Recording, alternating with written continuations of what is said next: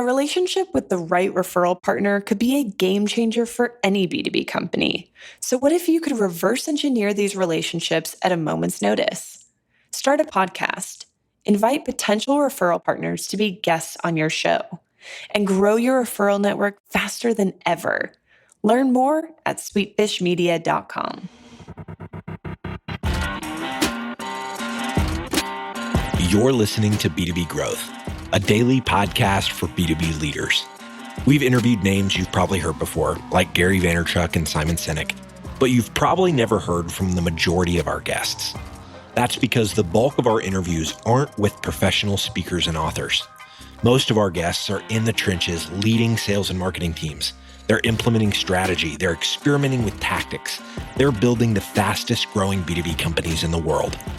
My name is James Carberry. I'm the founder of Sweetfish Media, a podcast agency for B2B brands, and I'm also one of the co-hosts of this show. When we're not interviewing sales and marketing leaders, you'll hear stories from behind the scenes of our own business. We'll share the ups and downs of our journey as we attempt to take over the world. Just kidding. Well, maybe. Let's get into the show.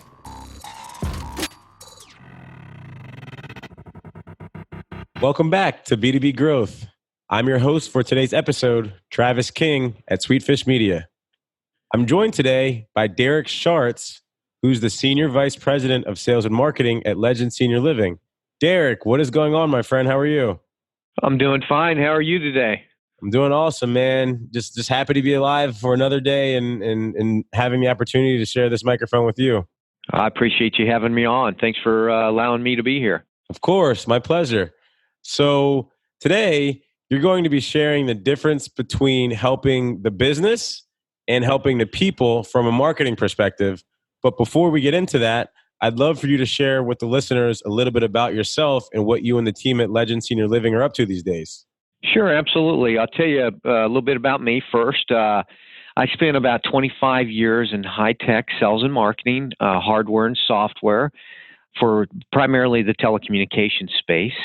I was lucky and fortunate enough to live through the Telecom Deregulation Act, as well as the Y2K, as well as the internet boom. So I lived through three pretty significant events that really helped us drive sales and sell a lot of products. So that was a fun experience. And then about 3-4 years ago, I started looking for, in my personal career, how do I have a little bit more significance? We'd had a lot of success, had done a lot of really good and wonderful things in the telecom space during those three opportunistic times in the marketplace. And so I decided to look around, and had a friend who was a CFO in the industry, the senior living industry. And I thought, what a wonderful opportunity to have more of an impact, more significance, if you will, from what I do every day, instead of just trying to, maximize sales and make more money and all that. So that's how I ended up in this space. It's been quite a transition for me. I've been here for about 3 years. And the things that we're doing here are pretty similar to B2B sales and marketing. It's a complex sales environment where you have multiple decision makers. You have long sales cycles. The cost of our product or our solution is pretty significant for the people that buy it. We're a private pay provider, so we take insurance, but we don't take like Medicaid, Medicare, or anything like that. So it's a significant decision for people. So the sales environment's very similar, complex sell. And what we're doing here, our sales approach is very specific. We want to be a guide, a resource. We want to be help to the families that are making the decision for their loved one, whether it be mom, dad, grandma, grandpa, whoever that is. And we actually tell them, listen, we're a resource for you. We hope you move to one of our communities, but if you don't, that's fine. I want to help you find the right place for your mom or dad. And that approach has worked well for us. It's a lot different than my experience from the past, 25 years or so in telecom, but it's been fun. I'm enjoying it, and it's working well. Love that. Thanks so much for sharing, Derrek. I mean, that actually dives pretty head on to where we were headed with this episode.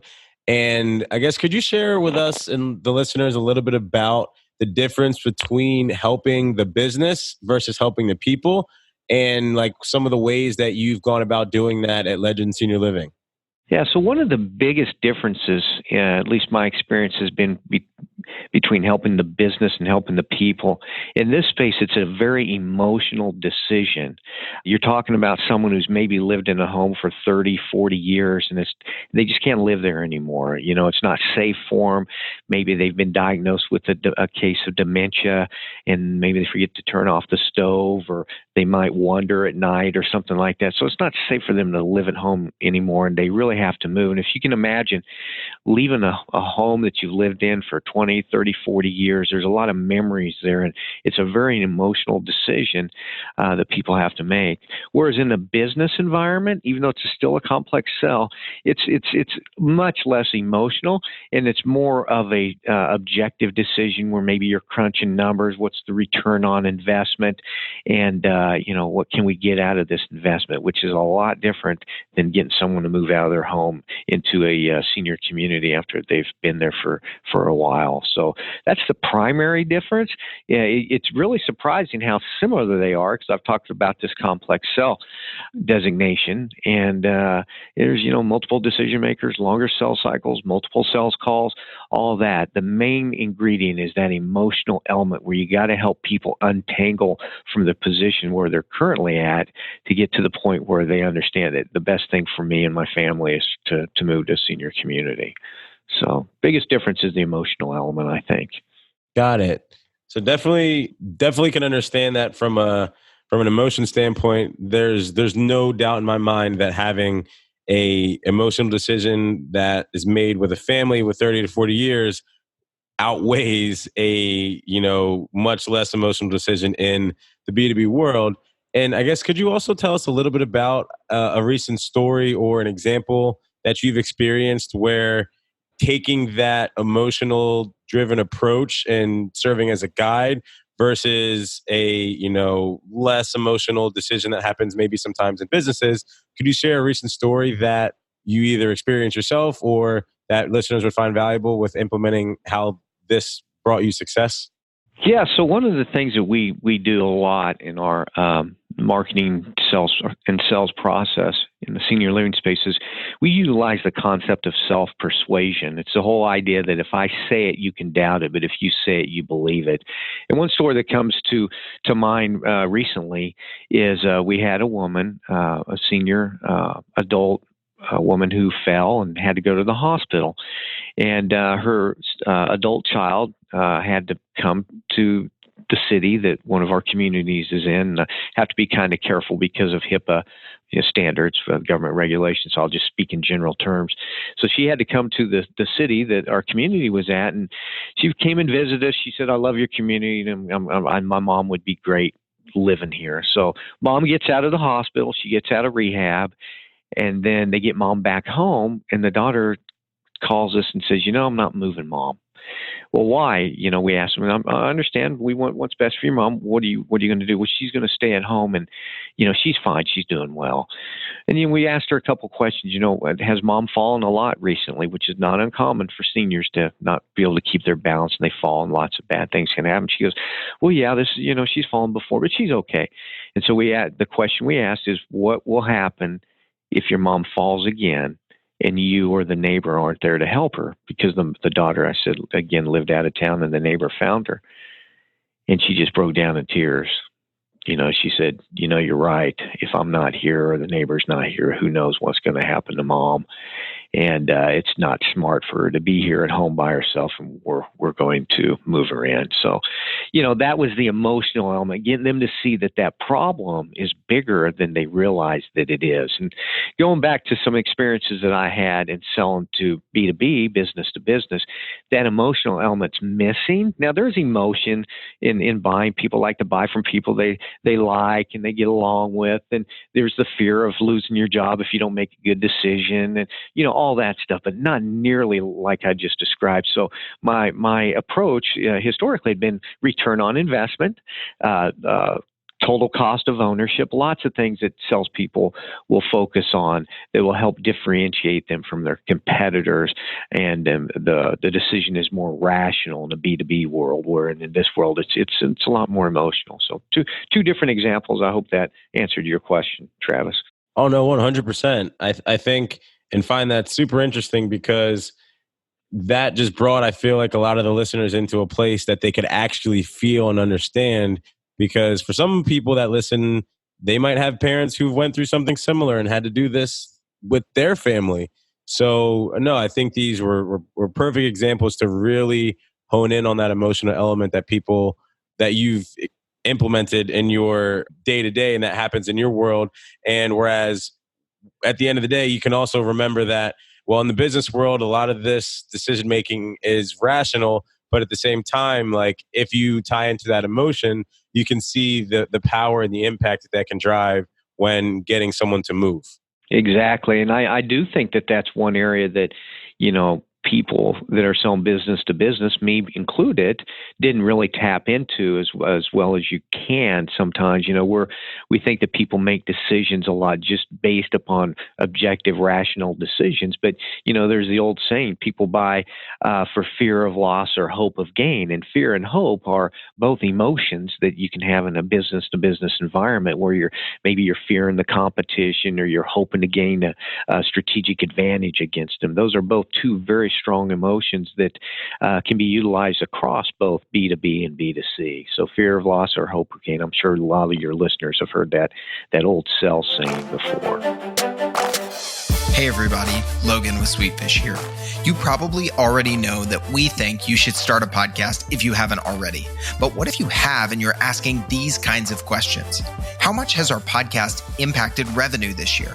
How's our sales team actually leveraging the podcast content? If you can't answer these questions, you're actually not alone. This is why Casted created the very first content marketing platform made specifically for B2B podcasting. Now you can more easily search and share your audio content while getting greater visibility into the impact of your podcast. The marketing teams at Drift, Terminus, and here at Sweetfish have started using Casted to get more value out of our podcasts, and you probably can too.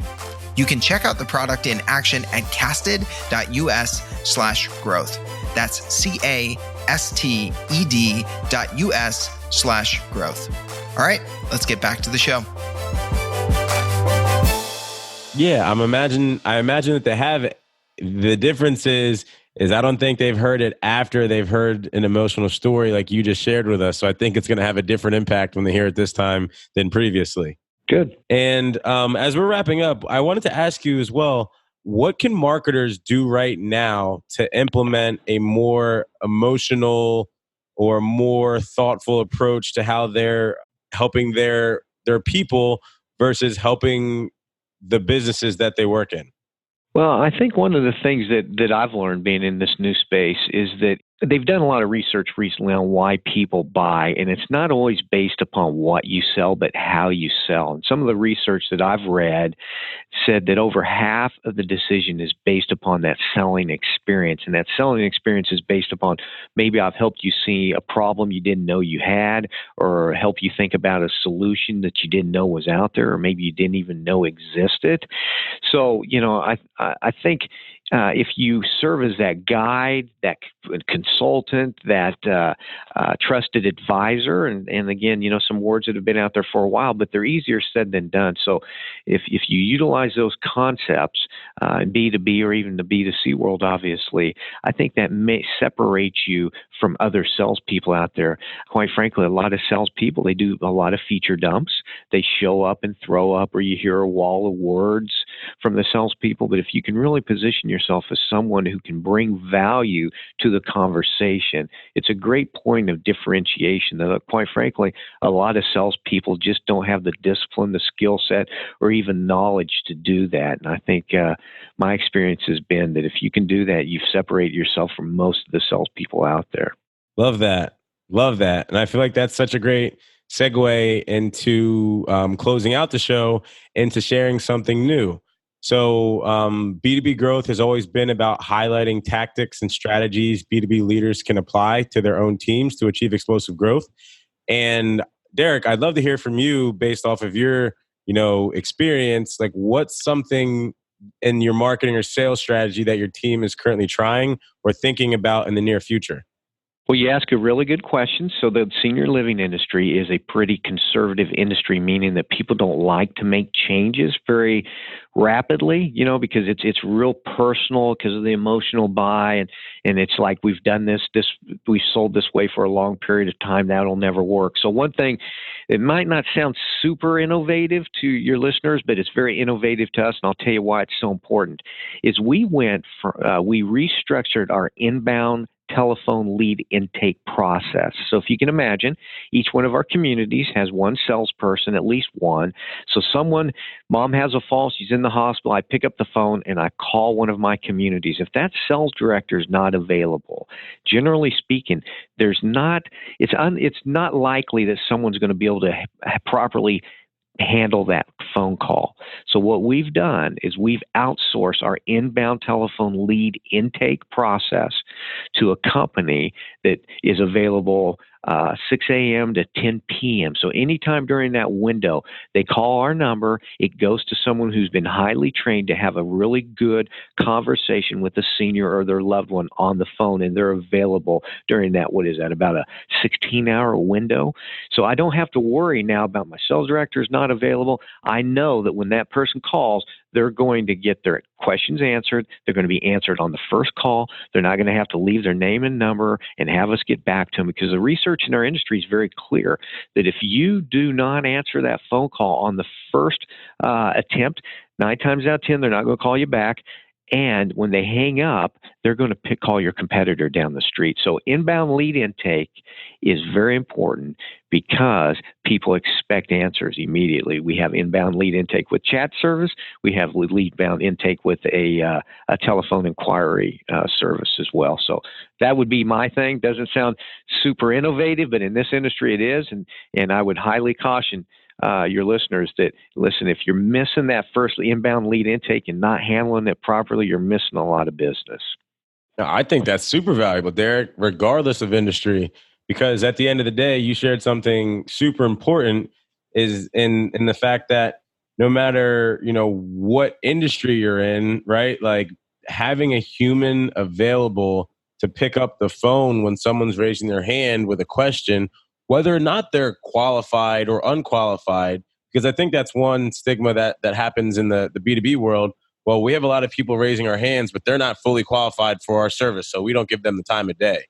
And That's something that I've found is, yes, they might not be fully qualified for your business or solution, but that person's calling you for help. And if you have a sales team and you have reps that are trained, that they understand, well, this probably isn't the right fit for you, but let me go ahead and point you in the right direction to a company or a place or even an idea or resource that you might find helpful based on where you are right now in your specific journey. So, yeah, and I think it was extremely valuable regardless of industry. So thanks so much for sharing that. And Derek, this has been such a great conversation. If listeners want to stay connected with you or follow up to any of the questions or topics that you covered, what's the best way for them to connect with you? On LinkedIn, I think is the best way. I'm on LinkedIn. My name is Derrek, Derrek. Last name is Schartz, Schartz. You search for that, and I think you'll probably have a pretty easy time finding me because there's not a lot of names spelt like that. It's a pretty unique name, so just give me a shout. Reach out to me. I'd be glad to talk to anybody that wants to visit. I love talking about sales and marketing and strategy and all that fun stuff. So awesome. Thanks so much, Derek. Really appreciate you being on the show today. Thank you. Thanks for having me. I enjoyed it. We totally get it. We publish a ton of content on this podcast, and it can be a lot to keep up with. That's why we've started the B2B Growth Big Three, a no-fluff email that boils down our 3 biggest takeaways from an entire week of episodes.